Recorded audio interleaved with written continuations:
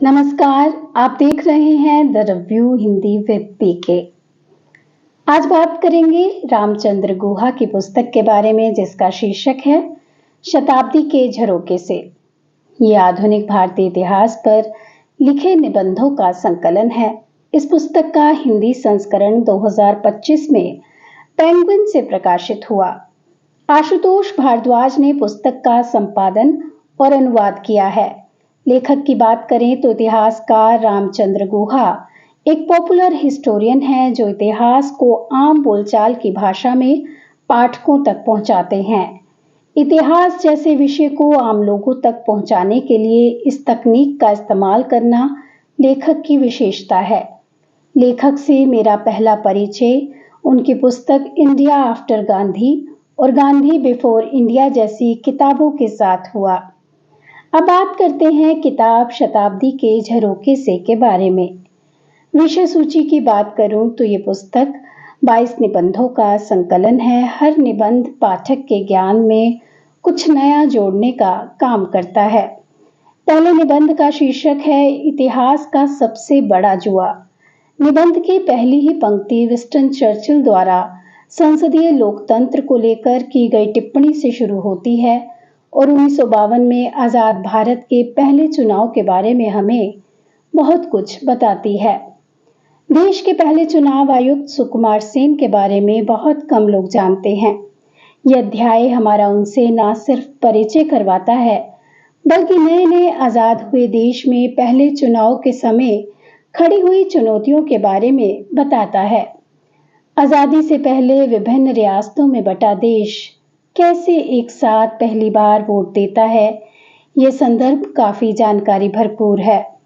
खासकर महिलाओं के बारे में, उन महिलाओं को वोट के लिए तैयार करना और नाम सूचीबद्ध करवाना जो अपने पति का नाम अपनी जुबान पर लाना पाप समझती थी। इतनी बड़ी चुनौती थी। अगले निबंध का शीर्षक है देशभक्ति बनाम अंधराष्ट्रीयता। इस निबंध में लेखक पूर्व और पश्चिम के देशों में राजनीतिक, धार्मिक, सामाजिक विचारों के अंतर को दिखाते हैं। साथ ही वर्तमान स्थितियों पर चिंता व्यक्त करते हैं। गुहा अपने लेखन में उन साम्यवादियों के आगे प्रश्न चिन्ह खड़े करते हैं जिन्होंने गांधी, टैगोर, अंबेडकर को छोड़कर लेनिन और स्टालिन का अनुसरण किया। आगे के निबंधों में विविध आयामों को छूती गुहा की कलम एक संपूर्ण आधुनिक भारत और उसे गढ़ने वालों का दर्शन करवाती है। वर्धा का गांधी आश्रम सेवाग्राम, भारत में ऑक्सफोर्ड यूनिवर्सिटी प्रेस का इतिहास, बेंगलुरु की प्रीमियर बुक शॉप और टीएस शानबाग ऐसे संस्मरण हैं जिन्हें पढ़ते हुए दी गई डिटेलिंग आपको कहीं और ही ले जाती है। गुहा ने 2 अन्य निबंधों में चीन और पाकिस्तान की यात्राओं का विवरण देते हुए अपने देश की विविधता और लोकतंत्र को सराहा है। जबकि जिन देशों में एक भाषा, एक धर्म की बात होती है, वो कैसे भारत की बराबरी नहीं कर सकते, ये समझने में मदद मिलती है।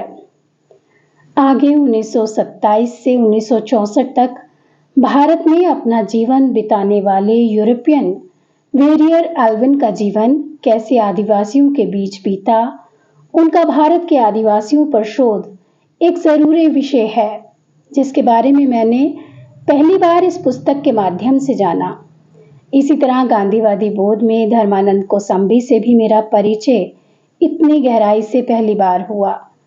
बौद्ध विद्वान और पाली भाषा के विशेषज्ञ को जानकर यही लगा कि हम अपना इतिहास बहुत पीछे छोड़ आए हैं। कुछ भारतीय राजनीति को दर्शाते निबंध हैं जैसे जेपी नेहरू के बीच हुआ पत्राचार जो उस जमाने के राजनीतिक सिद्धांतों की बात करते हैं। लेखक एक स्थान पर खेद व्यक्त करते हैं कि वर्तमान में ना वैसे राजनेता हैं ना वैसे विमर्श।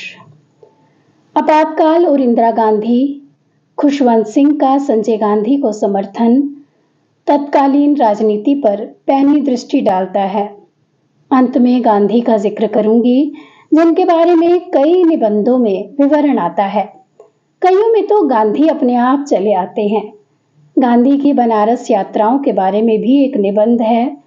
बीएचयू के उद्घाटन समारोह में गांधी जी के भाषण से लेकर बाद की यात्राओं का विवरण आता है।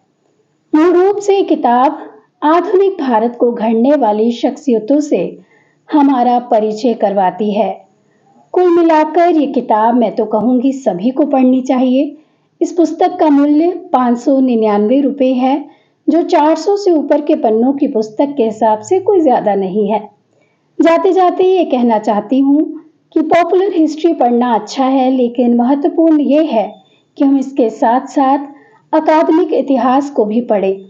जल्द ही एक नई पुस्तक और विषय को लेकर आपसे चर्चा होगी। तब तक के लिए नमस्कार।